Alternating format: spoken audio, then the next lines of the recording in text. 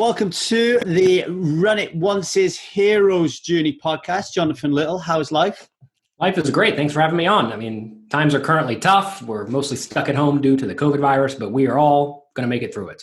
How are you handling all that? Has life changed for you too much, or is it same old? So, interestingly enough for me, I kind of planned to be at home mostly from March until May anyway, because I had a book project that needed to finish up. I was working on another training product, and I had a lot of things that I was working on from home anyway. So it hasn't really changed a ton. The only difference is my wife is working from home now, and my kids are home all day, every day. So that makes it kind of hard to work, but that's okay. So I guess in terms of actual impact on me personally, it's been relatively low. And many people have it way worse than I do. That's for sure. Yeah, I feel the same way. So what part of the world did you stumble into, Jonathan? And how did the mood around that time kind of affect you growing up? Well, I was born in Pensacola, Florida, which is northwest Florida. If you know where New Orleans, Louisiana is on the map, it's kind of near there.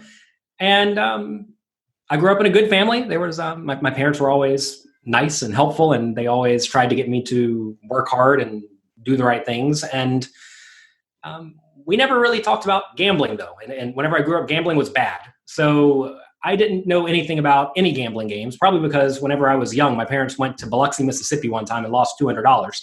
And if you lose your money at the casino, it must be bad. And because of that, I never did any sort of gambling as a kid, but I played a lot of games. I played chess a bunch as a kid. I played a game called Magic the Gathering a bunch. And eventually I fell into poker. How did you find poker? About what age was you when you started to play it? I was 17 years old. I was playing Magic the Gathering tournaments after high school. And one day, one of the players said, hey, why don't we play a poker tournament where everyone buys in for about $1, or it was $1. It's 10-cent value Magic cards. So we were gambling for the Magic cards, and we all said, sure. And I lost for a few months straight. And then I realized, okay, this is clearly a skill game like chess or Magic the Gathering or a lot of other games. I mean, I recognized at that point that some games had way more luck involved than others. And I initially assumed poker must just be kind of gambling game, but I very quickly realized it was not, because the same few people were winning all the time and I was losing every time. So I spent some money to buy some poker books. Back then there were no training sites. And I studied up, and then I got decent. I started winning the $1 buy-in tournaments.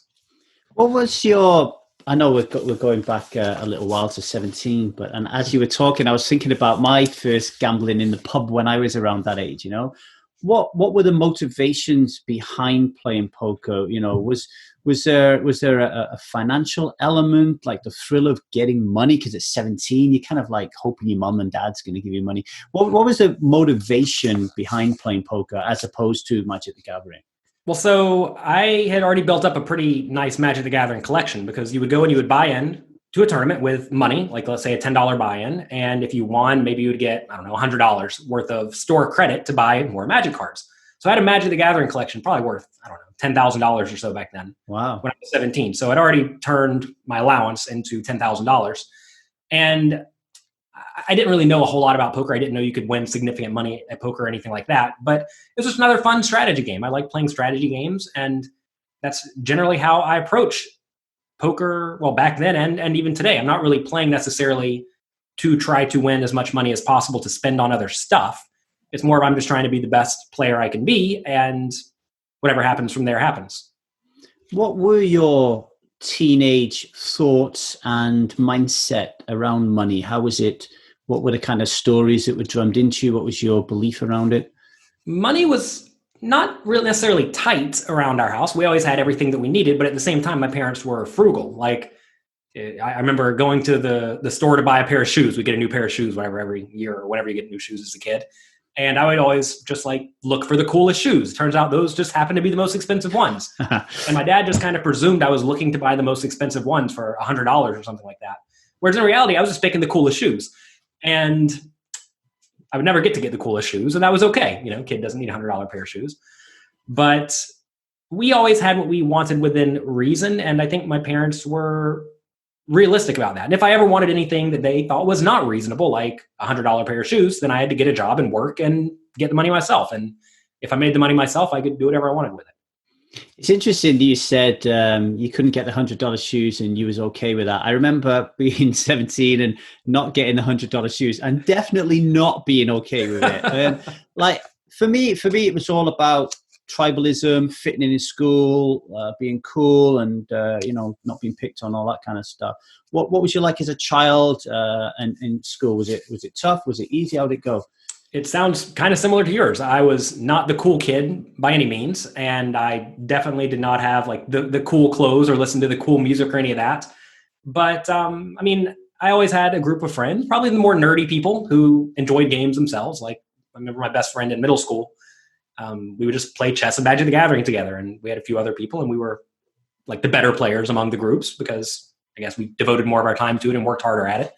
But I always had a group of friends, but I was certainly not in the cool kid group by any means. And I guess playing a game like Magic the Gathering and creating a collection worth $10,000 at the age of 17, does that help your self-esteem? Where was your self-esteem when you was a teenager, and how did that all relate?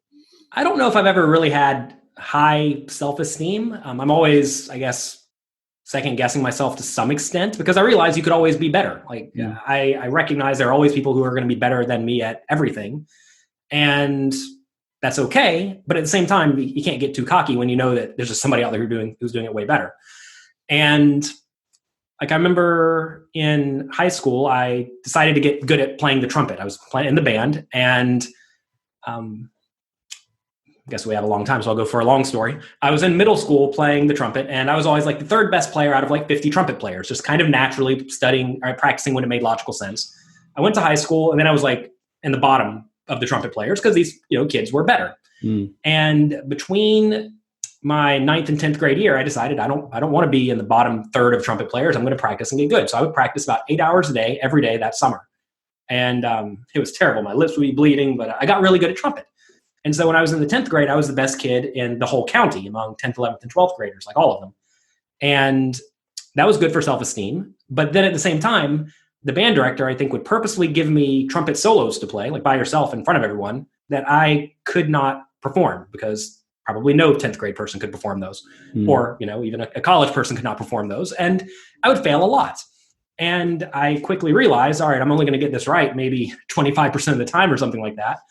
And that's okay. So it actually taught me to fail, if you want to call it failing. Kind of like in poker, you're going to, quote unquote, fail when you lose a tournament because you're going to lose most tournaments you play just because of how the game works. And when you play a trumpet, if you're playing something that is in general too difficult for you, you're not going to get it right most of the time, no matter how much you practice at it. And I think that was good because it was good biological conditioning to teach me that failing is okay. And it's not actually failing as long as you are continuously working hard or working hard and improving to the best of your ability.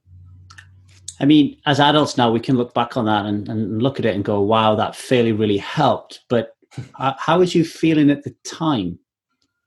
I mean, it's going to sound bad, but eventually I think I kind of just like resigned to the fact that I'm not going to be able to get this right.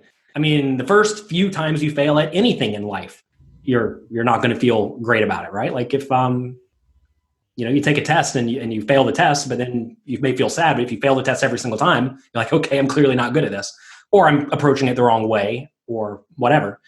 And I think I just accepted that is perhaps not my calling, even though I was quite good at it. I would never be a professional or anything like that at it. So it is what it is to some extent. So I guess I was cool with it, is what it amounts to.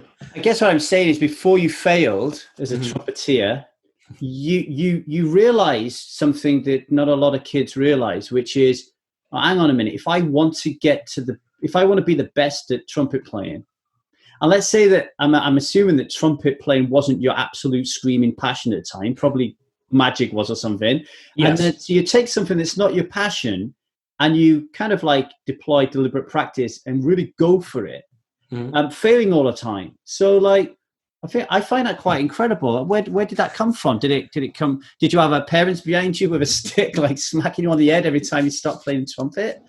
I think I just did not like doing something that I was kind of locked into, like being in band for 4 years in college or high school and just not being good at it. I don't want to do something that I'm going to be bad at for 4 years. So I figure if I'm going to be stuck in this for 4 years, I might as well get pretty good at it. And it was rather competitive to some extent too, because if you have 50 kids who play trumpet, Inevitably, if you're in the bottom of the pack, people are going to make fun of you for being bad, right? And you don't want to be bad, so you'd rather be the one at the top. And it was within reason to get to the top of the high school or the county, but it was not within reason to be the best in the world. And I think I recognized that, and that was okay. So it's tough because like I have 2 kids now, and I'm always thinking, do I want to push them into something that they probably won't be world class at? And I don't know the right answer to that because, like, for example, my kids are just not going to be good at basketball because we're short, right? And it just is what it is. But what if they love playing basketball? You got to let them play basketball, right? And even though they're doing it just essentially for fun, it's a tough thing. Do you want to spend a lot of time doing things for fun, or do you want to spend a lot of time doing things that are maybe a little bit less fun, but for profit? And that's eventually what happened with poker. Like, I like Magic the Gathering more than I like poker. I think the game is probably just a little bit of a better game, but there's way more money in poker, and you can do it for your entire life and make substantial income if you do happen to get good at it. So there are always trade-offs like that in life, and you have to figure out what you're trying to accomplish. And just before I jumped on here, actually, I was watching a YouTube video by Brené Brown for some research I was doing on being demoralized, actually. And she was talking about, the antidote to demoralization is hope. And the way that you cultivate stores of hope is through failure. So I guess when it comes to our kids, whether or not we encourage them to be NBA basketballers when they're like, they're short or what, I guess the key is to allow them to fail and to fail and to fail and to fail. But then at some point, and this is where NBA basketball is like, yeah, well done. Like, they get that magical 3-pointer and it's like, yeah. And that's that hope, right? And it sounds like when you were younger, that ability to fail and not be put off and not stop was in your DNA somehow. Well, so I know whenever I was playing the trumpet solos, eventually I just kind of didn't care all that much if I failed. I became emotionally unattached to the outcome, just like I am in poker today. If I play a poker tournament and I bust, I just don't care all that much because I realize that is normal, that is routine, and you're gonna have upswings and downswings, right? I mean, I get emails all the time from people asking, how do you deal with downswings? And the answer is realize it's going to happen, right? Playing games you can beat, make sure you're profitable, do that over and over and over again, and you will get out of the downswing and you will make money. And if you're playing in games that you cannot beat, well, it's just going to go straight down. Get used to it, right? So that taught me that some things are, they're within your control, but they're actually not all that in your control because it's just physically not possible to do that feat. Just like in poker, it's physically not possible to just win every poker tournament you play or every cash game session or whatever. And so that's okay. So you have to know what you're signing up for and accept it and then move forward. So that taught me at a young age to accept the things you cannot control.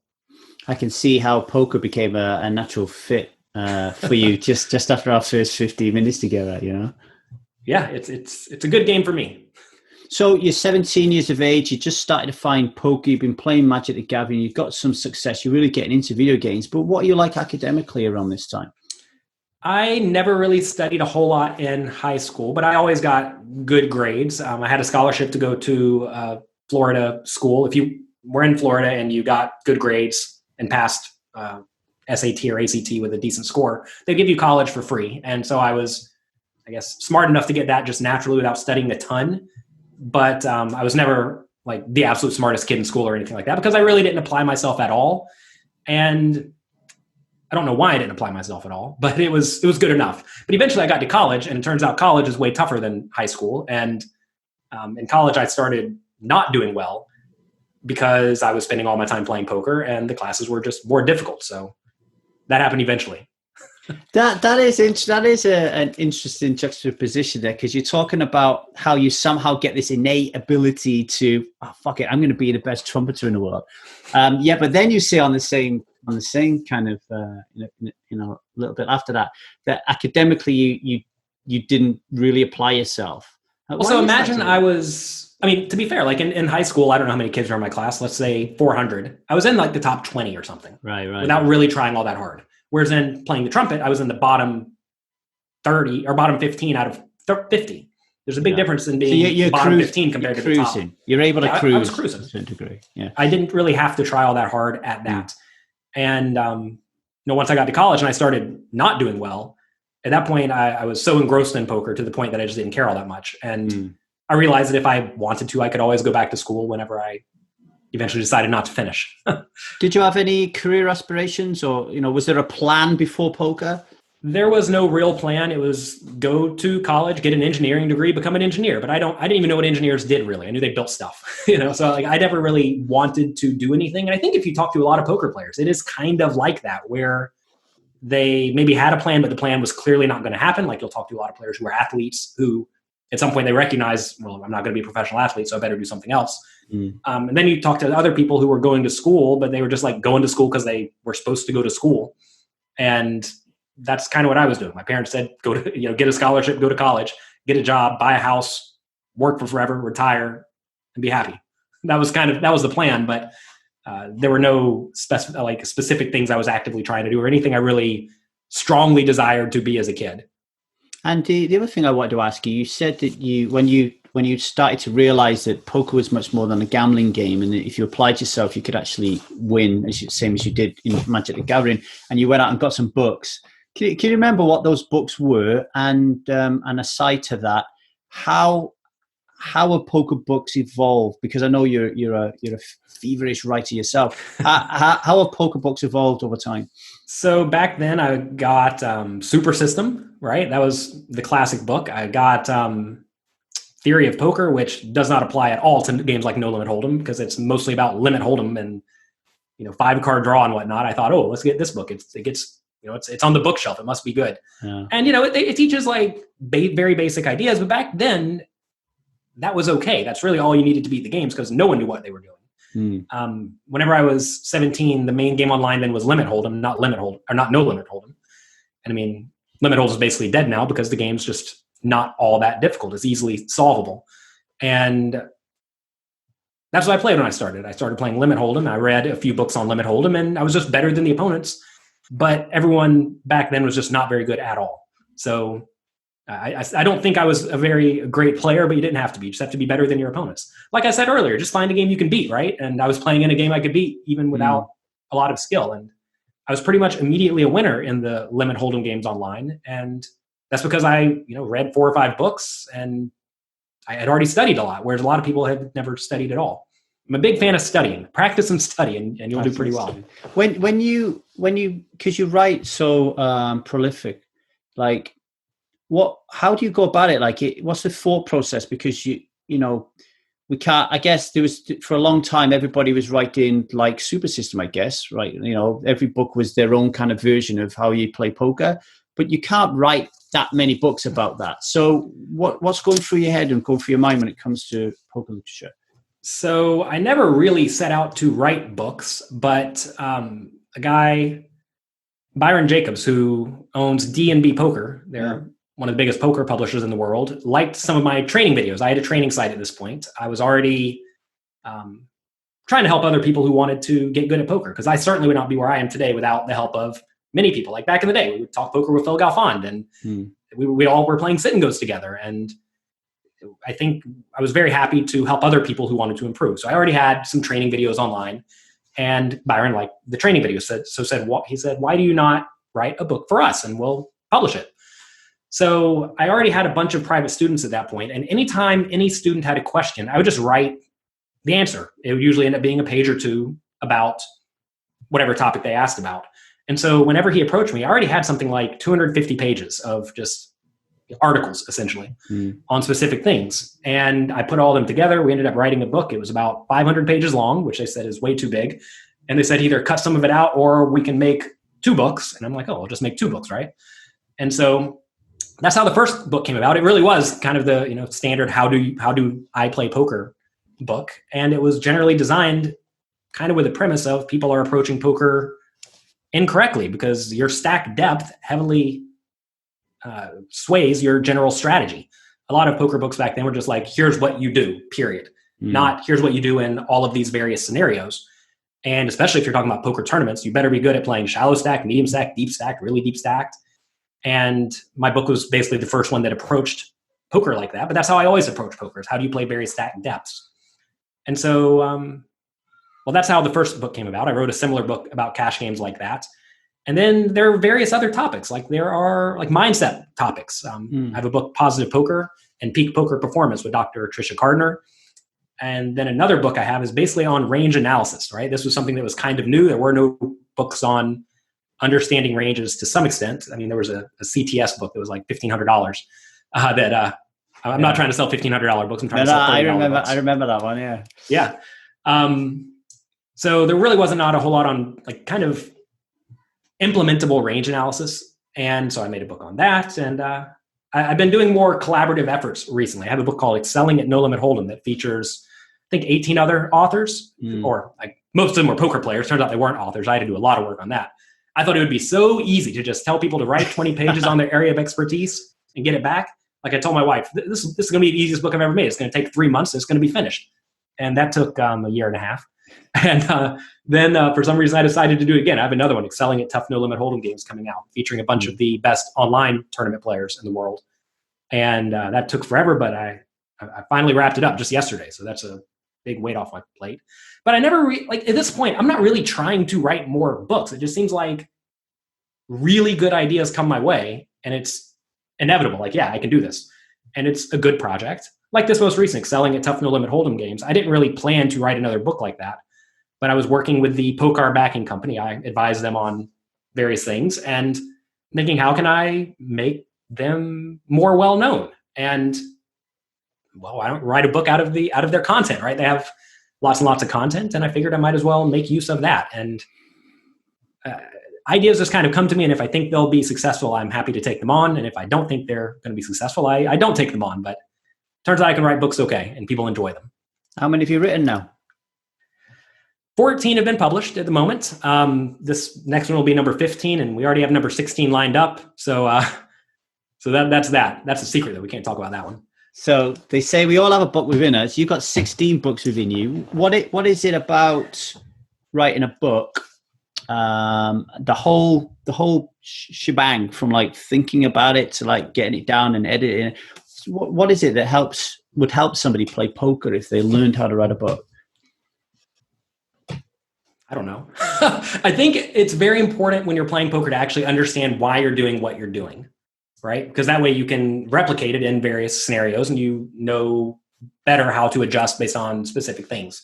So when I was writing my first book a long time ago, there were some things I really didn't know all that well. So I had to study it. And I mean, I'm certainly not the best poker player in the world today, but I play a whole lot better than I did back when I wrote the first book, whatever it was, 11 or 12 years ago. And as you are delving deep into any topic, you will find things you do not know. And if you are already a professional poker player and you're winning, you probably just assume you know most things pretty well. But writing the books, the way I write a book is basically I make a big outline. The outline will be 15 pages long on basically every single thing I want to make sure is covered in the book in a logical order. And I'll work on that for a week or so and organize it as I think makes logical sense. And then I'll just start writing as much as I want about each point. And sometimes it ends up being not a whole lot of writing. Sometimes it's a lot of writing, depending on what the specific topic is. And sometimes you realize, I don't really know what I'm doing. And if you don't really know what you're doing, you are forced to learn that thing if you want to write about it. And I don't write about stuff just to write about it. I mean, there are a lot of content producers out there who just make content to try to get views, whereas I don't really care about getting views. I care about helping people get better at things they want to get better at. And that's why I don't have a book on, Pot Limit Omaha or 7-Card Stud, right? I don't know anything about those games, so I don't write content about that. But it's good to have a solid structural understanding of what you do and why in all aspects of life. And poker is no different. If you don't really know why you're making the plays you make, you're probably going to make mistakes when you're playing in the game. It seems like the editing process is there's parallels there as well, isn't there? So like, the going through the grind of having to edit the book, which is, not the most, I know some people love it, some people don't, but then you've got the same in your game where you have to go through the editing process of your game, right? So there's a parallel there. Yeah. I was a terrible editor when I first started playing poker. I didn't know what I was doing at all. Or when I first started writing books, I didn't know what I was doing at all, but now I think I'm pretty good at it. It's interesting how you find just like structural things that need to be consistent. Like you may say all in, but you might write it ALLIN, or you may write it ALL_IN or ALL-IN or whatever. And you need to make sure that kind of stuff's consistent. I've become a real stickler for formatting issues, and it drives my publisher nuts, but I think it's worth it. And I'm not exactly sure if that relates to poker, but you want to make sure you understand what you're doing and why you're doing it. And if it matters, it matters. If it doesn't matter, it may not matter. But I think consistency is very important, or at least being consistent and then understanding when you should deviate from whatever you're doing consistently. Like when you're sitting at the poker table and you want to put 300 chips into the pot, do you put 3 black chips that are 100 each, or do you put in 12 green chips, or do you put in 4 green chips that are 25 and 2 black chips? And it may actually matter a little bit because some people may view it differently. But I would say as a starting point, you probably want to be consistent and then see if you can adjust that slightly to perhaps induce a little something, because maybe a guy thinks when you put in 12 green chips that you're trying to bully him or something, right? You wouldn't think it matters, but maybe that's something that matters. Or maybe it doesn't. You have to learn. You have to experiment and learn. Experiment and learn. So in every story or every movie, there's always the scene where, you know, the movie gets going. So everything before this scene is just like setup, right? So we talked a little bit about setup, and this moment's like the inciting incident, that the moment where everyone goes, wow, is this going to happen in Jonathan Little's story? So we'll talk a little bit later on about what you're up to now and your vision of the future and stuff. But back then, I imagine what your treasure was like to be a poker player or a professional poker player, or to make a living out of it or whatever. What was the inciting incident? What was the moment where your audience would have been like, wow, is Jonathan going to make it? What was it? It's interesting because I think if you talk to a lot of poker players, a lot of them start off with some sort of big score that gives them a big bankroll. But I never really had that. Whenever I was 18 years old, I was playing 25 cent, 50 cent limit hold'em. I put $50 on party poker and just played. And I didn't really think I'm going to do this to try to become a professional. I approached it more of, I'm doing this to try to beat this game. And I turned the $50 into something like $10,000 playing limit hold'em, just trying to always keep about 300 big bets, which back in the day, people thought that was an adequate bankroll. Turns out it's probably not. But I always tried to keep a good bankroll for whatever game I'm playing so that I would never go broke. Because for me, if I went broke, I'd have to go back and work again. And I really did not want to have to go, work again. So eventually I moved to sit and goes. And I suppose that would probably be the turning point, because I was playing limit hold'em, playing 15-30. And then there was a 30-60 game on party poker. For some reason, they only had 4 tables of 30-60. It was relatively tough back then. And I kept trying to get into that and play in it, and it never went well. I would lose very consistently. So I realized, okay, so it's 15-30, the highest I'm ever going to be able to possibly play. 15-30 limit hold'em, you make, I don't know, $60 an hour or something. Let's just pretend. And then I realized that there were sit and goes that were running, and I decided to make the leap to sit and go. So I was struggling to beat this limit game. At that point, limit was kind of starting to decline a little bit. And I guess I saw the writing on the wall early and decided to pivot to no limit hold'em. And that seemed to be the most mathematical form of the game, because you're playing shallow stacks for the most part and can't be that hard. Turned out sit and goes are not that hard. That's why they're not profitable really anymore at the high stakes. But I moved there, and that's when I actually started making substantial money. That's when I was making, I don't know, $300, $400 an hour just playing online as a probably 19-year-old at that point. And well, once you're making $400 an hour, you're off to the races. But nothing really happened along the way that was some sort of grand spike or anything like that that allowed me to build a substantial bankroll from essentially nothing.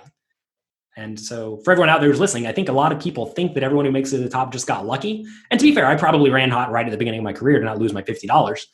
But if you just take it slow and grind it out, you'll get there. So the willingness to grind it out is what it amounts to. I was willing to sit there, play very disciplined all day, every day. And we got there compared to gambling hard and maybe getting there. This is a topic actually that I've just written about. It's going to come out soon on Paul Plar Poker's website, and it's about the difference between grit and natural ability. Like genes, I guess.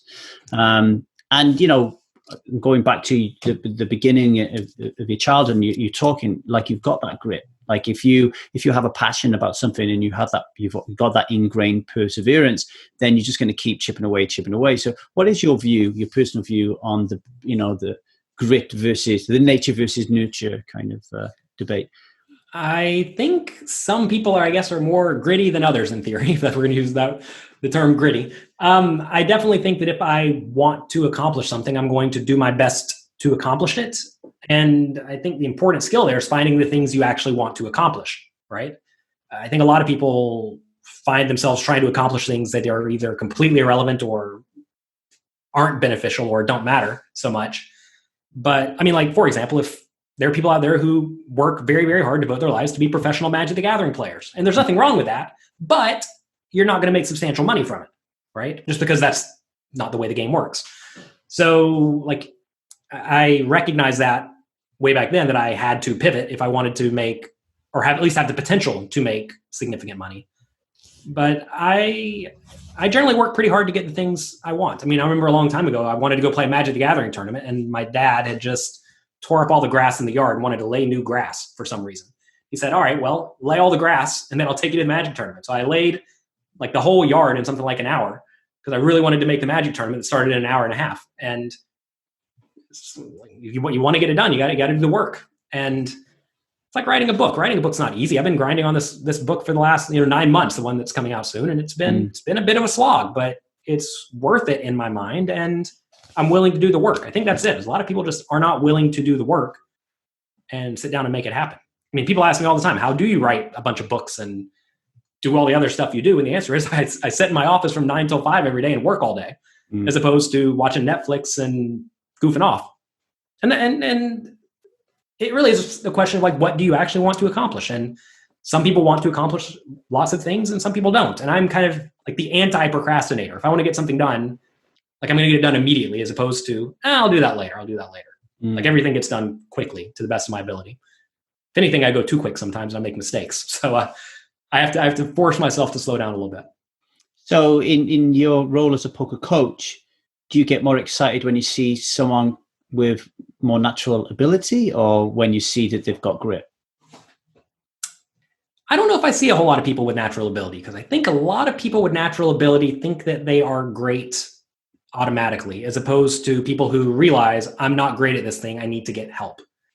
And I really like people who are very gritty personally, because I see myself in them. And like, I was not good at poker when I first started. I was way too tight. I would play any ace. I'd play any pair, no matter what. And I wasn't good, but I got beat up a bit when I was playing. I lost some money and I learned, right? And I definitely like seeing people who are very gritty, because to some extent, at the end of the day, poker is kind of a math game. And if you just learn the math and learn the optimal strategies, you will probably be okay. Whereas if you're just kind of guessing and you naturally guess right more often than not, you'll probably be okay. But what about when the game gets tougher and tougher and tougher and tougher and tougher? I mean, we see this with a lot of the old school live pros, right? They were crushing back in the day when everyone was bad, but then people got a little bit better and their win rates went down. And when they're still playing at the high stakes against people who understand the math very well, they're just not going to succeed because a lot of their natural talents have been mitigated. So I definitely think if you are capable of studying and learning, you're going to be better off than if you just are naturally good at anything, if the other people in your game are also taking it seriously. It's really it. Back in the day, the people were not taking it seriously. Everyone was just kind of gambling. And today, even in like the small stakes games online, people are taking it seriously. And if you're not, well, you're going to get crushed. And when you were younger and you started to make some serious money playing sit and goes and stuff, you said earlier on that your parents weren't really, you said they didn't like gambling. I couldn't figure out if they were talking about gambling and tell you that it was bad, or they just didn't talk about gambling. But either way, you now get into this game and it looks like it's going to be your living, and it's a gambling game. What were they like?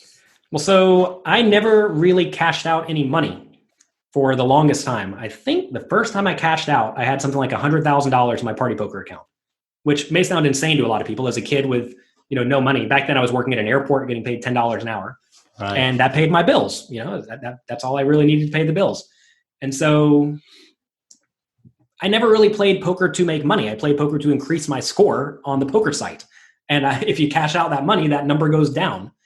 And I remember I was one of my friends back then. He was also pretty good at poker. We were the two who were winning most of the time in those tiny stakes games. Every time he would win, he'd buy a new music CD to listen to.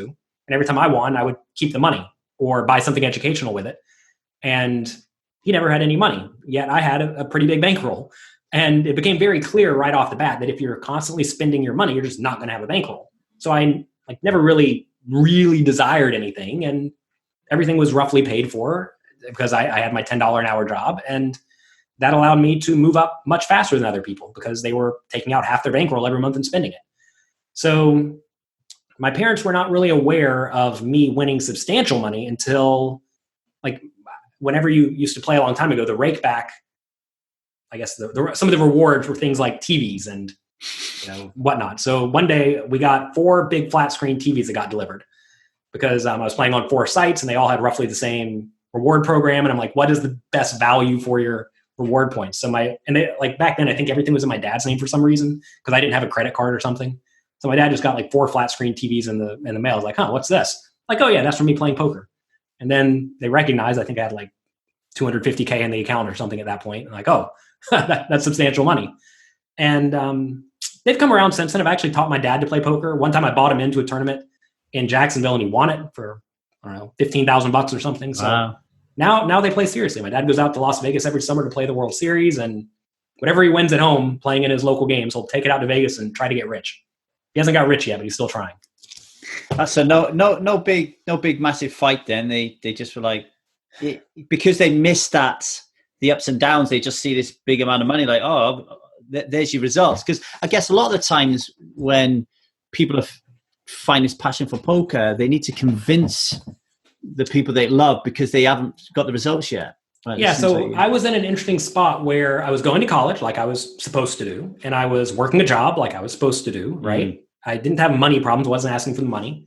And I was just like sitting in my room hanging out. They probably didn't even necessarily know I was playing poker for high stakes or anything because I never really talked about it, I guess. And I'm sure they were aware that I was playing cards, but it didn't impact my life in a negative way whatsoever. And then whenever I did decide to finally quit my $10 an hour job, I was still living with him. I think I was 19 years old. And basically I had a notebook that I kept track of all of my wins and losses and sit and goes. And every day I would keep track. I had this method a long time ago. Everybody had some ridiculous method to keep track of their wins and losses. And I would show them like literally every week we are roughly break even or up. And I think I had something like a year's worth of tracking. And I think I had one losing month and then everything else was just up.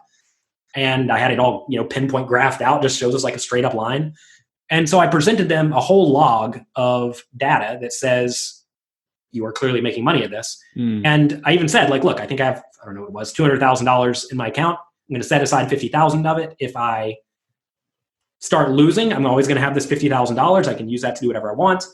Whenever it came time to quit college, which was not much longer, 6 months later or so, I said, look, I'm going to set aside the money that if I fail, I'm going to go back to college with this money. So I had sort of a safety net built in. And it turns out, how can you say no to someone who's making $400 an hour playing poker online who has a safety net built in? It's just like the obvious thing to do to some extent. And my parents always wanted me to be happy and follow my dreams. And I was fortunate to have parents who did and who were cool with that kind of thing, because you are some parents who are like very religious and gambling is the worst thing you can do. And you're going straight to hell if you do it. And it's way tougher if you have a situation like that, or if you have a situation where the people around you just are not understanding or don't get it. And to be fair, I don't know if my parents actually got it, but at the same time, I showed them a pile of money and I showed them results. A lot of people do this very wrong, in my opinion, where they tell their significant other, all right, I'm just going to quit my job. So there goes your security. I'm going to quit my job. I have $3,000 in the bank, which, is half of a month of expenses for the family. And I'm going to start playing poker full time. That kind of thing is not going to get a good response from anyone because it's insane. And I think you always have to ask, you have to look at every situation from the other people's point of view. You want to make it, if you want them to do something for you, you have to make it obvious that that is the right thing to do or the mutually beneficial thing to do. And my alternative was to continue going to college, get a job making $50,000 an hour as an engineer, or I can make $30,000 a month playing poker while the getting's good is what it amounts to. The game was obviously good then. I didn't know if it would die at some point. Turns out Sit and Goes did eventually when Party Poker pulled out of the American market because they did not want to be criminals.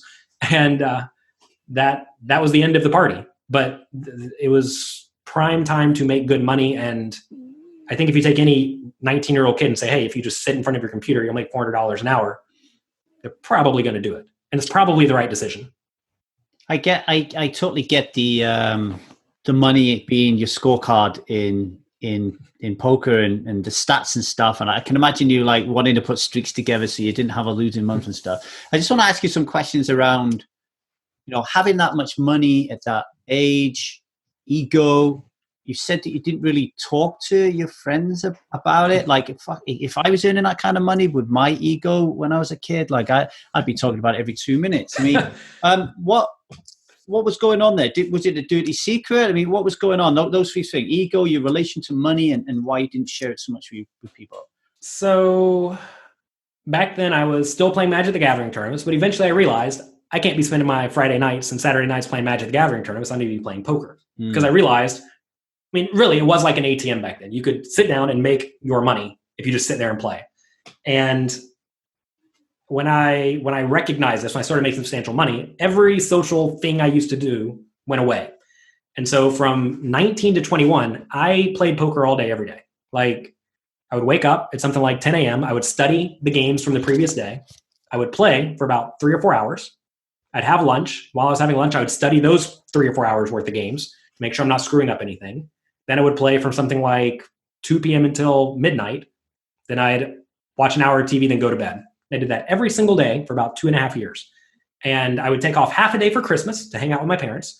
And that was about it. And it was like I didn't really talk to anyone. Back then, the people I talked to were people on like AIM back in the day, Americans Online Instant Messenger, where they were my poker friends who I didn't even like actually know in person. But there were various forums back then, and you would play with the same players all the time, and you would inevitably make friends and talk strategy with them and work with them to all get better together. And, without those people, I certainly would not be where I am today.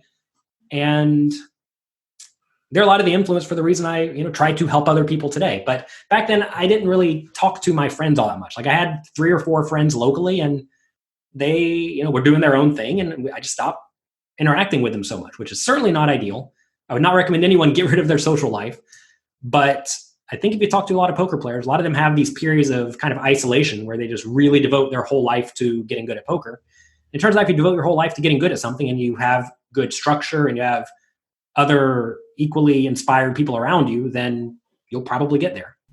It's that time of the show where we remind you, if it wasn't for the support of Run It Once Poker, you'd likely be listening to Sam Harris on 5.x speed in an attempt to stop yourself from falling to sleep to his dulcet tones. Rio Poker is an online poker room for players created by players, and if that appeals to you, then head to once.run/hero play today and you can pick up a 100% welcome bonus up to a ceiling of €600. Now, there are 2 elements to this deposit bonus that make me want to go out and buy 78 big cats and show them off for money. First, it never expires as long as you play one hand every 30 days. And second, all of your deposits during your 30 days count towards the bonus. So remember that URL, folks. It's once.run/hero play. The psychologist Kay Anders Ericsson said that in order to master something, you have to spend 10,000 hours working at that something. So why not spend the next 10,000 hours at Run It Once Poker's training site? It's the best training site outside of West Point. And as a thank you for listening to Jonathan Little talking about his failure to become Louis Armstrong, they're giving you the opportunity to learn from some of the best players in the world with 2 brand spanking new training videos added daily, folks. Not weekly, not monthly, but daily. And if you sign up through once.run/hero learn, you'll get access to those. And also, as an added bonus, you'll also get access to 3 elite videos, including one from the Red Rum of poker himself, Mr. Philip High Stakes Galfond. Have you ever been affected by perfectionism in your life, or is the moment you're talking about not perfectionism per se, but just absolute grind? Yeah, I don't really care about being perfect. I mean, I'm happy to, like my stuff today, I'm happy to release things if they are not 100% perfect, because if you want it to be 100% perfect, it's just never going to get done. Or it'll take forever. When I was writing the Excelling at No Limit Hold'em book with all the other authors, there were 2 guys who were world-class poker players who were super perfectionists, and they held up the book by about 6 months. And I eventually had to get up and go to one of the guys' houses to help him with it, because he was a super perfectionist. And, that's okay. There's nothing wrong with being a super perfectionist. But if the goal is to, ship a product, get it done, you have to finish it, right? Like I'm sure whenever you make a podcast or an article or whatever, you can edit it, you can rewrite it, you can do all sorts, you can work on it as much as you want. Or you can write it once, look at it, edit it a bit, and be done with it. And I think as long as, well, to be fair, if you're in an industry where no one else is all that big of a perfectionist and you're putting out content that is probably better than the other people's anyway, then it's just fine. And in poker, I don't think, at least at the non-super, super, super high stakes level, you have to be a perfectionist. You can be close enough. And I'm certainly not a perfectionist, and I'm not the absolute best poker player in the world. And I recognize I'm not going to be, because there's some like super geniuses out there who are also grinding very, very hard. And it's important to realize what you're actually trying to accomplish, right? And back then, I was just trying to print money. I was trying to sit in front of the computer, make sure I was playing well, and print the money for as long as they let me print money. Are we saying that if you decided today, I want to be the super, super elite playing for millions of dollars all the time, that you'd have to be that 19-year-old and shut yourself away for 3 days, but you're not 3 years, but you're not willing to do that because that's not a value for you in life these days? Well, at this point, I have a good poker training business, which is ideal, right? It's nice to be able to do the things you want and still get paid. Back then, I had nothing, right? Back then, I was a kid with no education and no real prospects besides play poker. Also, I have a wife and 2 kids. I want to hang out with my wife and 2 kids. And I guess that's not what I want to do at this point. Like if I had unlimited time, I don't know if I could be in like the top 10 poker players. I don't know if that's actually within the cards at this point, because, well, back in the day, lots of people were playing poker. Whereas today, I think kind of fewer new people are coming into poker. So the people who are coming into the game are way more motivated to like actually get good at it. And what amounts to is I don't think I'm in the top 10 of anything in the world. And maybe poker book publisher. I was going to say poker might be it. Poker book rated. Yeah, definitely. I mean, it doesn't pay as much as the best poker player in the world. But I guess poker trumpet players, you're definitely up there in that one as well. Could be one of those. But I could certainly be very good if I felt inclined, but that's not what I'm spending my time on, right? If you don't spend your time doing something, you should not expect to be the absolute best at it. And to be fair, I still, watch poker videos every day, and I'm talking to many of the best players in the world about stuff. But I realize that everyone I'm talking to is actually devoting their whole life to it. And I get it, right? I mean, I'm not devoting my whole life to it. I'm devoting, 3 hours a day of my life. But you did at some point. Yeah. And I imagine without that kind of like perseverance, it would have been a lot difficult, more challenging, and it would have taken a lot more time to get there. For sure. And I was kind of fortunate that the game I played, Sit and Goes, are very similar to final tables of poker tournaments, right? So when I first moved from Sit and Goes to multi-table tournaments when I turned 21, I was bad at multi-table tournaments because I was playing way too tightly, because I thought the goal was just to get to the final 3 and then jam it all in a bunch. And that resulted in me having bad results for my first year of playing live poker. And I realized, though, once I did get to the final table, I typically did pretty well. And I mean, look, we have all these trophies back here, right? Yeah. It's because we're good at playing final tables. And that was a very fortunate skill to develop. And, you sit there and play Sit and Goes all day, every day for 3 years. Turns out you're going to be pretty good at playing final tables, or at least you'll be better than the vast majority of the player pool, right? Again, go back to, do you have to be perfect? I'm certainly not the absolute best Sit and Go player in the world, but I'm going to be better than most, right, who aren't devoting their life to it as well. Unfortunately, when you get to the end of a major poker tournament, most people there have not devoted their whole life to playing final tables for any point in time. So make sure whatever skill you learn is important, assuming you want to make money from it. I remember a guy a long time ago was bragging to me about how he was the best 6-handed pot limit Omaha Sit and Go player in the world. He was very proud of himself. And then I started looking up the results, and it turns out only one $33 game would run each day. So this guy, probably the biggest winner, he's like, I win almost every time. He developed a skill, devoted probably a year of his life to it, and that would profit him about $50 a day. And that's just not ideal if you want to make a ton of money. So make sure whatever skill you are devoting yourself to is actually beneficial for your long-term self. There's an iconic scene in the original Star Wars movie where, Luke takes R2-D2 to see Obi-Wan Kenobi. We get to see Princess Leia, and Obi-Wan turns to Luke and goes, "Come on, right? We got to go and rescue her." And Luke's like, "What? Are you kidding me? I'm just a farmer." And then he goes back. So he refuses the call, right? And then he goes back, his family killed, and he uses that rage to get into the action. Makes it easy whenever your family's killed, huh? yeah. So assuming Darth Vader and his stormtroopers didn't kind of like get into your life, was there a moment when you refused the call? Not really. I mean, the call was very obvious, right? I mean, at some point I was playing the game for fun, and then it became very clear that we could make good money from it. And no, I did not refuse the call at all. I was happy to accept the call because it was by far the best opportunity I had in life. Because remember, like the difficult alternative was to go to school and then just work for the rest of my life making $50K a year, which, is a perfectly fine existence, but I was presented something else. It's like play a game and make $300,000 a year. It's like, yeah, I'm going to play the game and make $300,000 a year. There's no problem with that, right? I mean, there are people who deal with things like burnout when they're playing poker all the time. And they're like, oh man, I hate playing poker now because of, I don't know, you don't feel like it or in your downswing or whatever. You have to realize the immense amount of fortune we've all had to be able to play a game profitably compared to the alternatives, because the alternatives are perhaps work in a job you don't want to work or do manual labor, who knows what, right? And I always realize that I'm in a very fortunate scenario. And when you're in a fortunate scenario, you should make the most of it. It's like whenever you're playing a poker tournament. Every poker tournament, somebody just gets hit by the deck, wins every hand. And if they're good, they take advantage of it and they win the poker tournament. If they're bad, they take 12th place.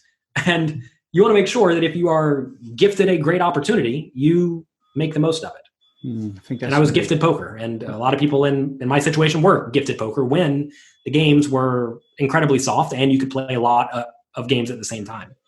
So you said back then it was almost like an ATM. People use the term printing money all the time. Like you sit. I know if I sit down 12 hours a day, I'm likely to earn X amount of money, right? Mm-hmm. But at some point in time, either in online or live, as you continue and your video game score goes up and up and up, you're gonna meet more prolific and harder to beat end bosses. You're gonna struggle in a little bit of treacle sauce around. Some people say, "Oh man, I just couldn't get out of 510 or whatever," right? So, who were the main nemesis that you remember? What were the periods in poker that you found the most challenging, and who were those people that you really found? Was it yourself, your mind, actual people? What was going on? So a long time ago, in the sit and goes on Party Poker, they had $200 sit and goes. They would run around the clock. Then eventually they introduced $500 sit and goes, and I was still profitable in them. It was basically the same players, just like slightly fewer bad players. Then they introduced $1,000 and $2,000 and $5,000 sit and goes, and eventually $15,000 sit and goes. And so the buy-in started to get exponential really fast. And there was a guy back then named Gigabet, Daryl Dickin. He was always the king of the sit and goes. And he always had my number. He was very, very good. Also, Justin Bonomo, he played a ton. He was very, very good. And those two players I remember giving me fits to some extent. Also, Andrew Roble was there. He was always battling hard. And they were always playing a little bit bigger than me, probably with a little bit bigger of an edge than me. Remember, Andrew Roble told me one day, he used to sit, you used to get to pick your seat. Whenever you sit down, they wouldn't just give you a random seat. You actually picked it. And there was a lot of skill to selecting the right seat. Some seats are better than others. Andrew Roble said he would always put me 2 to his left because he would always steal my blinds because I was way too nitty in the early levels. So it's almost like, they started with 1,000 chips. It's almost like he was starting with 1,100 because he got free blinds. But so, those are people who were very hard battlers. And, Justin Bonomo and Andrew Roble are 2 of the crushers today. I don't know what Daryl Dickin's up to, but he went on to, do great on the World Poker Tour and whatnot. And it was good. Those are people who gave me trouble, but at the same time, I could still at least compete. If the whole table was filled with players like that, then I probably would have had to move down. And to be fair, I have not had the best results in $25,000 buy-in and higher multi-table tournaments. And at some point you have to recognize either I must get much better or game select better or not play, right? So now whenever I'm playing the higher buy-in tournaments like that, it's usually when the field is going to be very soft or very big. And, if it's a bigger field, usually it is a little bit softer. So at this point in life, I recognize that when I'm playing online tournaments now, I'm not loading up every, $2,000 buy-in and higher online tournament because the games are tough. So you have to accept where you are and then either try to change it or recognize and, not do anything absurd. Because right now I'm bankrolled to play quite big tournaments, but doesn't mean you should. Just because you have a big bankroll doesn't mean that you should play whatever game you're properly bankrolled for. You also have to have the skill required to beat that game. And I am not adequately skilled to beat the absolute highest stakes live or online at this point in life. And that's okay, because you can still make good money playing the $10,000 buy-in tournaments live and the $500 tournaments online. What have you been like in your career at shot taking, and have you ever been in a position where you felt a little bit out of your depth, and how did you handle that emotionally? So I was always rather against taking shots, and that was probably a mistake looking back. A beautiful example of this is we were playing sit and goes with Andrew Roble and Dave Benefield and Phil Galfond and Justin Bonomo. And this is right around when Guy, the Cirque du Soleil owner, decided to start playing high stakes cash games. So these guys all decided, all right, we have, $500,000 to our name. We're going to go take a shot with $250K of it and see if we can run it up. Worst case, we lose half of our money. I'm like, there's no way in hell I'm losing half my money. And also, all the good players just left the sit and goes to go battle for all the high stakes. So my games got softer, which increased my win rate. And they went and gambled. And there were a few other people who, names are essentially irrelevant in the poker world now, who took the shot and lost and went off the deep end. And so the question is, are you happy knowing that half the time you win $10 million and the other half of the time you're broke? Obviously, from a pure monetary point of view, obviously take the gamble if that's the actual proposition, because if you lose 250K or win even $1 million, it's like, obviously if it's 50-50, sure. But they took the shots and I didn't, and I sure wish I would have taken the shot, because if I was disciplined about it, worst case, you lose your 250K, you go back to grinding. A lot of people didn't have the discipline, though. They lost their 250K, and they lost 250K more, and then went 250K in debt, and now they're not playing poker anymore. So that was a good spot where I probably should have taken a shot, but didn't. But today, I'm not, I never really was much of a shot taker. I was a big fan of keeping risk of ruin very low. There are mathematical formulas you can use to determine how likely you will go broke if your estimation of your edge is accurate. I would always assume my edge was actually lower than it was, purposely. It's what my first poker coach, Bill Seymour, taught me. He's an old school live gambler. He said, if you're making $100 an hour, whenever you're doing your math, assume you're making 50, because the game's always going to be getting tougher. You could just be running hot or whatever, right? So I always assumed I was making way less than I was. So I always kept a very big bankroll. And I mean, back when I was playing the sit and goes on Party Poker, they were $200 games, and I had $200,000 in my account for, what is that? I don't know how many buy-ins that is. 10,000, is that right? You don't need 10,000 buy-ins to play the sit and goes. So I was always kind of nitty when it came to taking shots. But I do recommend people take shots, but you have to be very disciplined with moving down if they fail. And a lot of people just aren't. A lot of people get that bug of, like, say you normally play 1-2 no limit, and you take a shot at 2-5, and you maybe have like $5,000 bankroll, and you decide, all right, if I lose $1,000, I'm going to move back down. You move up, you play the game, and maybe you even play it for like a month or 3 months, and you start thinking in your head, I'm a 2-5 player, right? And now maybe you even have $6,000, which you lose 1,000, you lose another 1,000, you lose another 1,000, you're down to 3 or 4K, and you should probably move back down. But you're a 2-5 player now, your ego says. And if you move down, you would have to admit defeat or something like this. But like all these thought processes in people's minds result in them not doing what they need to do to ensure they thrive long-term. And I've always been a big fan of thriving long-term, even in exchange for not quite doing potentially as well as I could in the short term. So is it good or bad? I don't know. I'm still here, so I guess it's okay. I think you did okay. So you're earning good money. In 2007, 2008, you win back-to-back seven-figure scores. Yeah, that was lucky. Did that change your life? Like, how did that change your life? Because I know you look at $1 million scores sometimes on Hender Mob, and you never know how that really affected people's lives, But what was it like for you? Well, I wish I'd have $1 million score now, I can tell you that. Back then, I did not fully appreciate it. I mean, it's going to sound terrible, but like, I think I had maybe $500,000 to my name from playing online for the most part, and I was already pretty well bankrolled to play the games. And winning the money it just wasn't life-changing. I mean, I think at that point I was backed for both of them. And so I think I only got $500K. So there you go for that. There's half of it right there, just gone. You got to pay taxes. So there's another 100 or another 300K of it gone.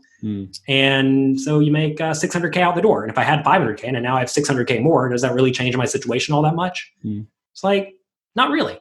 So it essentially give me a bigger bankroll to, well, I'll tell you what happens to a lot of people in my situation is they get a big bankroll, and that gives them time when they inevitably get to the point of failure.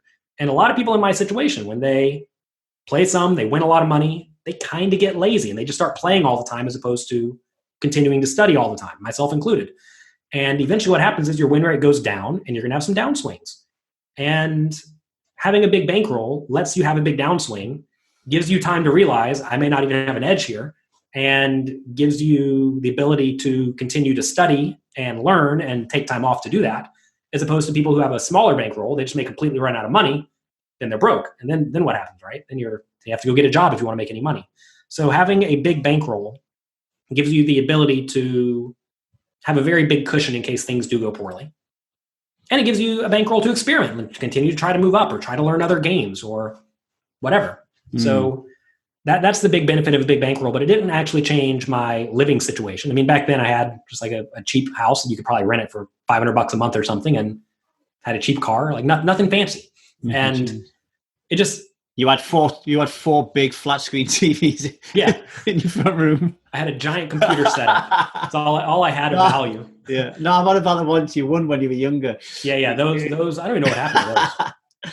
So I understand that because, in my research with this grit versus natural talent article, most people that I was speaking to at the high level of the game were saying that grit is really important. However, I get really lazy when I'm winning. And when I'm winning and get really lazy, it's not long before I start losing. And then when I lose, I have to put the work in. And when I put the work in, I become even better. And then I start to win more. And it's that oscillation that just continues. Like, it's really interesting. It'd sure be nice if you just worked all the time. Yeah. All the time. Right. That's what I did when I was young at the sit and goes. I got really good at sit and goes, right? But that's the passion part of it, though, right? So if you don't have the passion, then you're not go between 19 and 21, when you're really pumping it in, you must have that passion. Even with writing books, like it's such a grind. You must have to have a passion of writing in order for you to get those books out the door, right? That is an interesting question because I don't make a ton of money off the books. Right. So I guess I like doing it. I don't necessarily think, I'm going to get to sit and write a book now. This is going to be great to sit in front of my computer, hunched over typing for the next 9 months. That doesn't sound ideal, but yeah, I guess I like it, even though I don't necessarily think I like it. Well, maybe it's that, it could be intrinsic or extrinsic, like a legacy thing. Yeah, it could be. You look back and like, wow, like I wrote a book a year for, 30, 40 years. I mean, I think that's amazing. I definitely think I feel the desire to do right by the people who look to me for help, because I've had a lot of mentors in life and they always did right by me. And I want to do right by the people who look up to me for help in any aspect of life. And if you have 10,000 people out there who want you to sit down and write a book, well, it'd be kind of selfish to not sit down and write the book, but it just takes one of my time to help 10,000 of their time, right? Yeah, no, I see that. I want to talk a little bit about mentors in a minute, but before I get there, I just want to touch upon the $1 million scores in 2007, 2008. There's the trophies. There they are. There they are. That one and that one. There they are. What's the photograph? That's one of my kids. Should probably get a photo of the other kid. I like it. Yeah, 2 photographs of my older kid, no photographs of the younger kid. That's not nice. Sorry, Mr. Thomas. We'll get you a photo one day. I have the same with my 2 kids. So the money didn't change anything, but you became a World Poker Tour champion. And then you became a World Poker Tour champion again. And if you love poker and you have a passion about poker, I know that my gateway to poker was watching people like you win World Poker Tour events. How did it feel to be a World Poker Tour champion? Did it change your life in any way?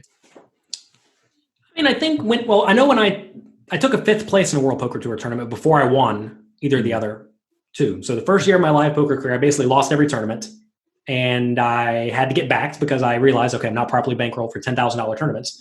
And essentially that was a shot that I took, right? If I had, call it $500K to my name and you lose half of it, that kind of was a shot. So I was smart enough to realize, all right, I'm going to get backed for these $10,000 buy-in tournaments. And then like right after that, I won $320K at the PCA for some 5th place finish. So 5th was $320K. First was, I don't even know, $2 million or something. So that happened. I thought, okay, well, I squandered that opportunity because that was probably the best chance I'm ever going to have on this live tournament circuit, given I've lost everything I played for the first year. And then I kept playing, and then we won one about 4 or 5 months later. And then I'm still thinking, maybe I'm just lucky, because I know anybody can win a 300-person tournament. It happens. Back then, the tournaments were very top-heavy, too. So it was a 300-person tournament, but first place was a third of the money. And nowadays, it'd be like 20% of the money. So that was lucky that I ran hot when it mattered. And then shortly after that, I think I took a second in one for like $750K and then won another one. So it's like, oh my God, maybe I'm actually good at this. But to be fair, I was probably just running hot still. I mean, if you look at every person who has a good run for something like a year period of time, they just ran hot. I mean, people asked Justin Bonomo. He was interviewed whenever he won every tournament for I think it was last year. It's like, just won every all in. And what happened the year before where he didn't win anything? He just didn't win his all ins, right? So if you take someone who is good, who is playing better than their opponents, and they just happen to run hot, they're just going to crush it. And if they don't run hot, they're going to break even or lose some. And I've had periods where we've just absolutely crushed it and periods where we've broken even or lost some. For a long time, and I was playing like very, very professionally. I mean, since I met my wife, I've kind of slowed down to some extent to where I'm not traveling to every single tournament. But I would win roughly about 3 tournaments a year every year. And sometimes you win the $500 tournaments, and sometimes you win the $10,000 tournaments. And when you win the $500 tournaments, you're broke. you don't win any money. And when you win the $10,000 tournaments, you're rich. So it's really just a volume game at the end of the day. And that's what sit and goes taught me. Back then I would play, 3,000 to 5,000 sit and goes a month.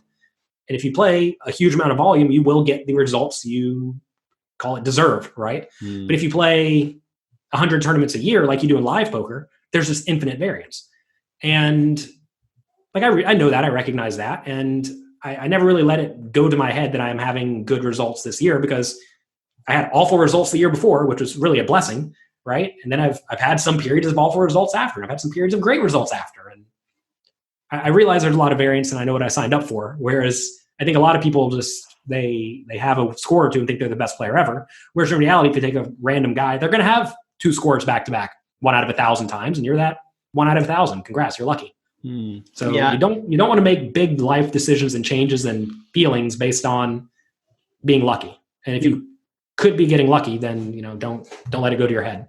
You make a good point using Justin as an example there, because in the great race to win as many bracelets as you can, which Phil Hellmuth is crushing, and nobody seems to be anywhere near him anymore because the ones who were near him don't play as much anymore.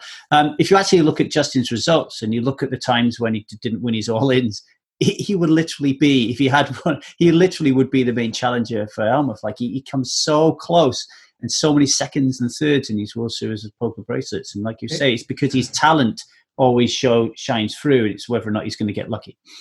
Yeah, I mean, I have 0 World Series of Poker bracelets. It's not for lack of trying. And it doesn't make sense that I would have 2 World Poker Tour tournaments despite playing a third as many or something like that. Yet no World Series of Poker titles despite playing 2 or 3 times as many. It's like variance, right? You don't get to pick when you win. Yeah. And I mean, I think it actually does say a lot about the structure of tournaments. A long time ago, whenever I won, the World Poker Tour tournaments had really slow structures. And since then, they have sped them up. And turns out good players tend to do well when the structures are very, very slow, because it gives you more time to extract value from your opponents. And World Series of Poker tournaments are always kind of fast. World Poker Tour tournaments now have become fast.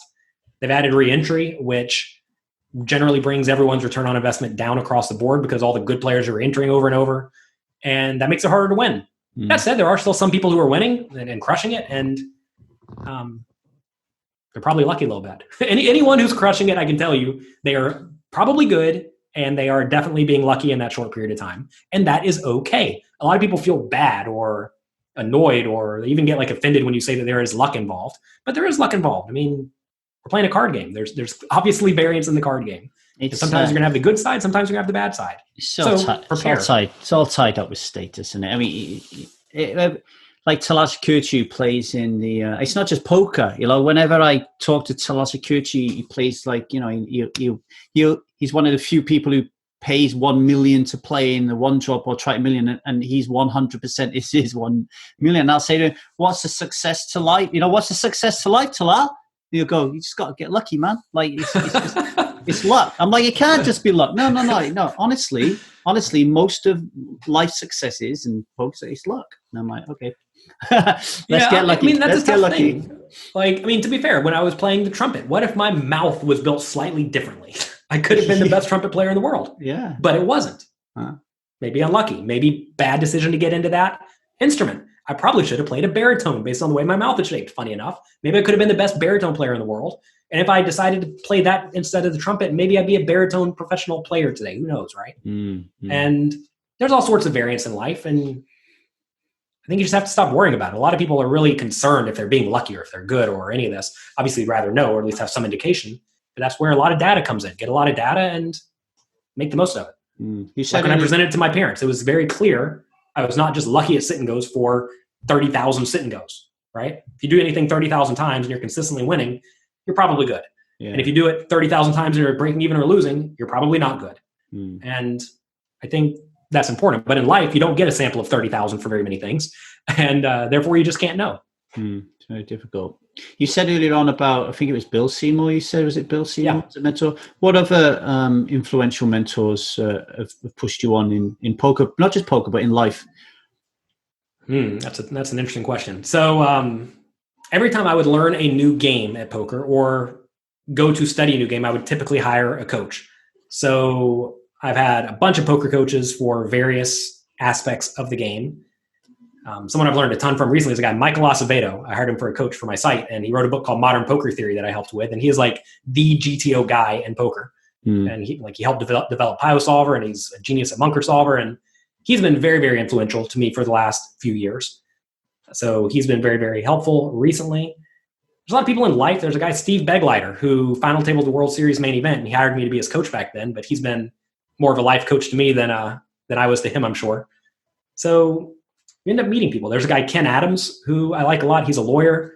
He's done a lot of pro bono work for the poker world, and he's a genius lawyer. He's retiring. Maybe he's already retired, I'm not sure. But there's like a lot of people. You help them in life, and in turn, they help you more than you really set out to be helped. And I think if you're just consistently adding value to other people's lives, they will be happy to add value to yours in return.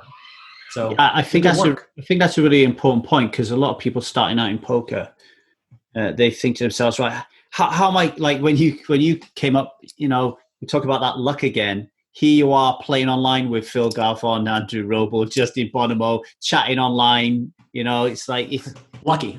So yeah, but today you say to yourself, right, how can I get to have these conversations with these people? And in order for that conversation to go further than just a simple email response or something in that relationship, you've got to provide value. There's got to be some value exchange there, right? Yeah, I mean, I don't know if there necessarily has to be, because you can't just like people, right? But at the same time, like back then, we were all talking about poker hands together in forums and on Instant Messenger, and we were all doing our best to become the best we could be. And we were in there battling hard against each other at the tables, but we also realized we're kind of all in this together. I mean, poker does not really look like a team sport, but it kind of is at the end of the day, because you surround yourself with other people who are kind of your teammates. Like, you don't pool resources in terms of money, but you do pool resources in terms of knowledge and information. And you want to make sure you're not playing on a team by yourself when everybody else has 100 people around them helping them out.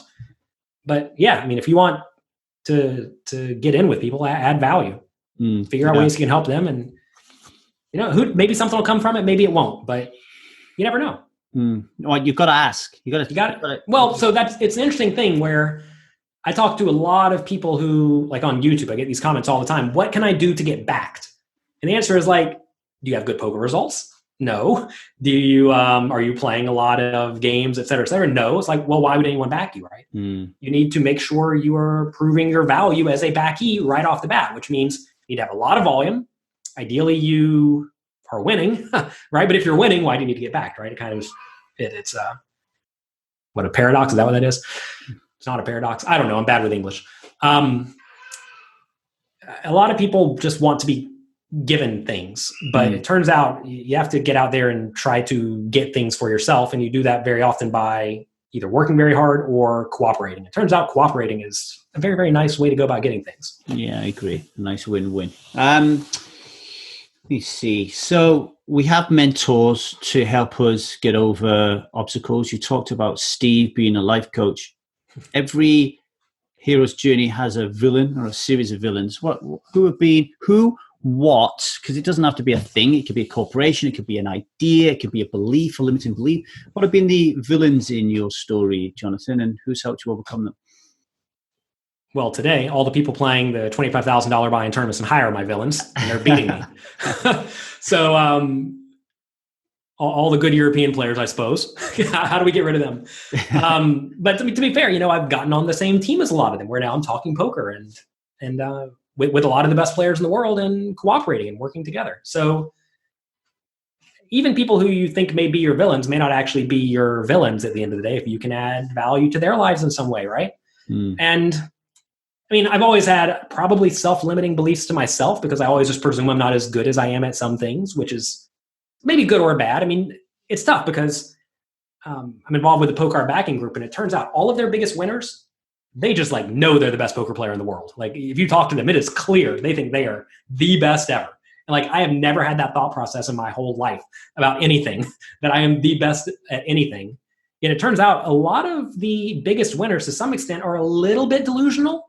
And I think that gives them the ability to just go for it in all scenarios, thinking this is obviously the right play. They don't second guess anything to some extent. Maybe they second guess themselves after the fact, but they don't second guess themselves at all in game. And they're willing to just load up the higher stakes thing. And, sometimes they run hot, sometimes they don't. Like, for example, if I had this in my head, maybe I'd be out there playing all the 100Ks. And, maybe I go broke, maybe I don't. Who knows? So I think maybe I'm my own worst enemy to some extent, but at the same time, it certainly keeps me safe, right? And so you have to ask, what is the actual goal? Is the goal to grind it out long-term for sure, or to try to get all of the money immediately and maybe have infinite money long-term, right? It's a tough thing. You never know what to do. Well, let me ask you that question then, because there's some treasure in some form in every story or every movie. So what is the treasure? What does treasure look like now for Jonathan Little? Now I just want to be able to be a good dad and a good husband and a good mentor to all of my students. That's kind of the goal at this point in life. And I think I have it set up pretty nicely. Now, when I'm home something like 3 weeks per month, give or take, depending on whatever tournament circuits are happening. I try to go play a lot of the Party Poker live tournaments now. Those are amazing. Runner Once needs to get some live poker tournaments going. That could be fun. Yeah. So I play about once a month, and I try to put in a lot of volume when I'm playing. But when I'm home, I get to devote myself to my students and my kids and my wife. And that's ideal. It's a nice life. It's happy. And so I think I'm currently doing the things I want to do. And I just have to continue making sure I work hard to allow that to happen. Because if I decided to start slacking off on my poker coaching business, maybe I'll have to go out and start traveling and playing more poker, right? Which I don't necessarily want to do at this point. So that's the treasure, is getting to live the life you want to live. I thought of another villain, the United States government. They decided to shut down poker for me. And I had a golden goose and they killed it. And there's nothing I can really do about that to some extent. So that's a bit of a bummer. They're the other villain. But I mean, we're not going to beat them probably. No, and when you've got a family, your ability to do something about it changes dramatically. I mean, I'm interested because for every goal there needs to be like a recognized metric, so you can kind of see how you're kind of handling that goal. And when you were younger and we were looking at the 250,000 in the bank account, that's like kind of like a metric, if you like. Define your goal of being a good dad and a good husband. I know it's a really challenging question, but yeah, I mean, you just ask, am I proud of the things that I am doing? Do I feel good about myself? Right? Because I mean, like every morning I wake up with the kids and get them food and take care of them. And it's nice, right? I feel good about that. That seems like a good, logical thing to do. And I do it. I feel happy about it. I could sleep in and not do it, right? I could let them sit in the bed and cry, but I don't do that, right? And I think if you generally are happy with life and you know that you are doing the best of your ability, I think you'll feel pretty good. And making sure you do the right things to the people who rely on you and also to the people who don't rely on you, right? If you're just generally a good human and do your best to take care of everyone you can within reason, then I think you're probably doing all right. Also, make sure you're happy and having a good time, right? If you're unhappy with life and things are going poorly, you should probably change it up. Yeah, have you ever heard of Mikhail? I'm going to say his name. I'm going to butcher his name. The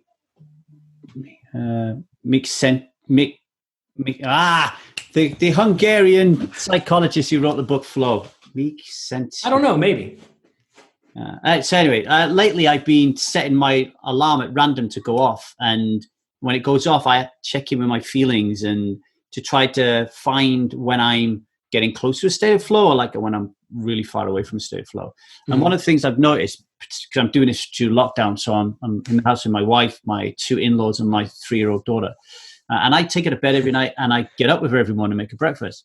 But I've been noticing when I'm with her that I've got this undercurrent hum of anxiety, and I'm not getting straight into. I'm not like enveloped 100% in the gratitude because I'm desperate to work. Like I'm like, oh, I need to get to work, or I need to. So I'm kind of like wishing my life away with my daughter, and listening to you. It doesn't sound like you have that. So you've nailed something that I haven't nailed. Is that like a contentment around your work? What is the difference between me and you, do you think? I do not know if I've nailed it. If anything, I'm a bit of a workaholic to some extent. What I try to do is I try to partition parts of the day devoted to very specific things. So the kids take a nap every day from about 1:30 till about 3:30. So I have 2 solid hours where I can just do whatever I want, and it'll be probably be quiet. And I know that generally for me, that means I'm going to be recording some videos because I need silence when you're recording the videos. I don't have a nice sound studio. I know this looks like a nice sound studio, but it's actually a closet. And I know that is my, all right, get in gear and get the work done during this 2-hour period while it'll be quiet during this lockdown. And my wife's working from home as well. So essentially she is taking care of the kids Saturday, Sunday, and Monday for the most part. And I'm taking care of the kids Tuesday, Wednesday, Thursday, Friday to let her do her job. And that's working out okay. It's not ideal, but it is what it is. And I really try to compartmentalize things is what it amounts to. So I have time that's obviously devoted to work. The kids generally know not to mess with me. If daddy is in his office taking care of stuff, I should probably leave him alone. And I try to be available when they are available. And when they're not available, like when they're sleeping, I do my work. Just like in normal life before the lockdown, my wife would go to work during the day, 9 till 6 or something. And that was my work time. We'd have a nanny with the kids, or their grandparents would watch them sometimes. And I would be I would work from 9 till 6 every day. And that was the work time. After that time, I try to set it down to the best of my ability. Not always perfect at it. Sometimes something comes up, or website breaks or goes down, or who knows what happens. But I try to compartmentalize and try to not think I must be working all day, every day, because I certainly could, because I'm a grinder, right? And if there's something I want to do, I'll sit down and grind it out. But you just have to realize that is what you actually want. You have to accept that that's what you want. I want to do my best to be present when I'm with my kids, and I want to do my best to be present when I'm with my work and not feel bad about it. Like some people feel guilty when they're doing their work because they'd rather be with their kids, and some people feel guilty about everything. When they're with their work, they'd rather be with their kids. When they're with their kids, they'd rather be at work, and they just always feel bad.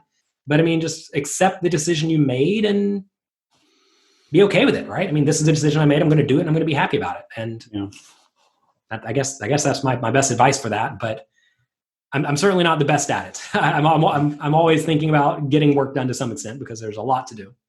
I like it, Jonathan. That's certainly helped me. I do compartmentalize, but I think what I do is I'm not, although I'm compartmentalizing logically and rationally, I'm not compartmentalizing emotionally. So some work there to do. Finally, before I let you go, how did it feel to win the Poker Personality of the Year award at the Global Poker Awards? Because you've been in this game a long time. That is pretty prestigious award. It says quite a lot about you. How did that feel? It felt great. That was one of the few things that I actually have a bit of control over, because whenever you go and you play poker tournaments, you don't really get to control if you win. But in this, I have a bunch of fans who like me, and I communicate with them. I do my best to help them. And we've been working towards that for the last few years. I've been in the top 4 every year since they introduced the award.